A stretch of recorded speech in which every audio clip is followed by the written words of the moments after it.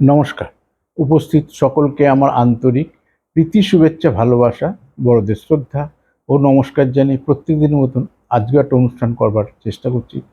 আমার YouTube channel sea view and motivation, এই চ্যানেলটা আপনাদের অনুপ্রেরণা তৈরি করা। সাবস্ক্রাইব করুন, লাইক করুন, ফলো করুন, শেয়ার করুন। তাহলে কোন দিন কোন বিষয় নিয়ে আলোচনা করছি সবার আগে সবার প্রথম সেই নোটিফিকেশনটা আপনার কাছে পৌঁছে। দেখুন, জানেন আপনারা, কখনো কলকাতা স্টুডিও থেকে সরাসরি লাইভ করি, কখনো যেখানে যাই, হায়দ্রাবাদ এয়ারপোর্ট থেকে লাইভ করেছি আগে। এখন এয়ারপোর্ট থেকে লাইভ করা একটু ডিফিকাল্ট, কিন্তু আগে দেখবেন হায়দ্রাবাদ, ব্যাঙ্গালোর সব জায়গায়। এখন হোটেল থেকে গিয়ে অনেক সময় লাইভ করি, কিন্তু আগে সরাসরি এয়ারপোর্ট থেকে বসে লাইভ করতাম। যখন যেভাবে সুযোগ পাই, যাতে আপনারা পরিষেবা থেকে আপনারা বঞ্চিত না। এই চ্যানেলের সঙ্গে জুড়ে থাকুন, তাহলে কোন দিন কোথা থেকে আমি পরিষেবা দিচ্ছি সমস্ত তথ্যটা আপনার কাছে পৌঁছে। আজকে একটা গুরুত্বপূর্ণ বিষয়, বিয়ে জটক বিচার করব কেন? জটক বিচার কেন করা হয় সাধারণ মানুষ জানে না। আপনার মেয়ের বিয়ে দিচ্ছেন, আপনি আগে থেকে মেনু ঠিক করে রেখেছেন, কে মেকআপ ম্যান হবে, কত লাখ টাকা খাওয়াবো, কত লোক নেমন্তন্ন করব, করুন। কিন্তু আপনি মেয়ের ভাগ্যটাকেই গুরুত্ব দিলেন না। যেটার সাপেক্ষ বিবাহ, যেটা সাপেক্ষ আয়োজন, যেটা সাপেক্ষ সোনাদানা কেনা, যেটা সাপেক্ষ লৌকিকতা করা, আপনার মেয়েটা তো আপনার সুখী হোক, এটার দিকে আমরা কিন্তু অনেকে গুরুত্ব দিই না। তাহলে আমাদেরকে খেয়াল রাখতে হবে, অন্তত কয়েকটা জিনিস টিপসের মতন করে কয়েকটা জিনিস বলি, এগুলো গুরুত্ব দিন, বাদবাকি জ্যোতিষ দেখে দেবে। প্রথমত, আপনার মেয়ের রাশিটা যা, সেই ছেলের রাশি যেন তার অষ্টম ষষ্ঠ না হয়।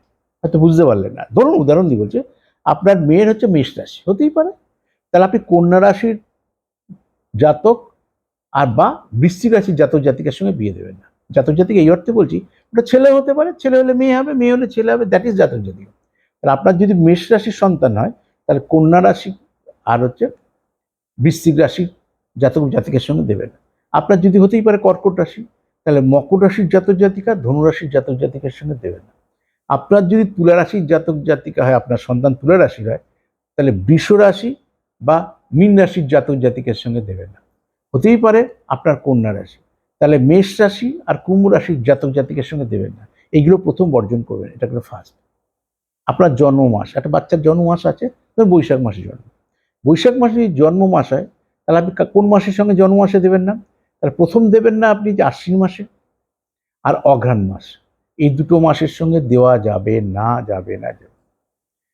আপনার সন্তানের নামের প্রথম অক্ষর এ জে এস যদি হয়, তাহলে র আর পয়ের সঙ্গে আপনার কখনো বিয়ে দেওয়া উচিত না, অর্থাৎ আর আর পি এর সঙ্গে এ জে এস এর কখনোই বিবাহ দেওয়া উচিত না। আর একটা জিনিস হচ্ছে লগ্ন। লগ্ন সবসময় পঞ্চম নবম শুভ।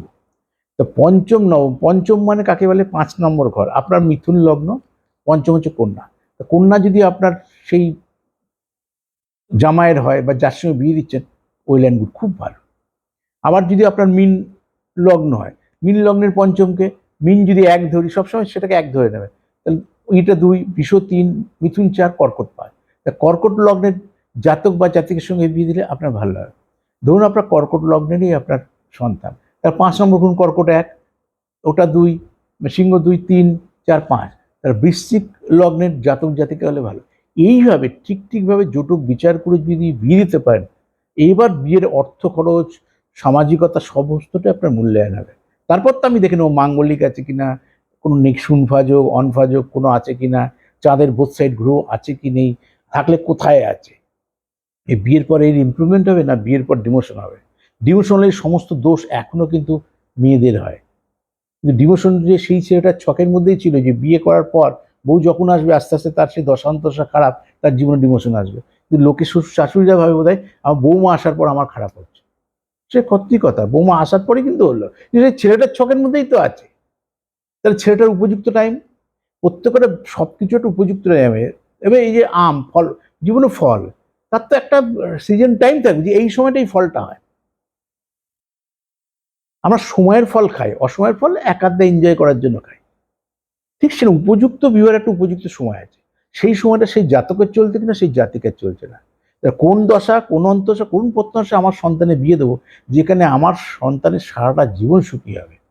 এই ছোট ছোট বিষয়গুলো যদি একটু দেখভাল না করে, আপনারা কোটি কোটিটা আপনার ইমোশন, আপনার সন্তানকে ঘিরে অনেক স্বপ্ন থাকবে, কিন্তু স্বপ্নটা তো সংসার করার বাইরে না।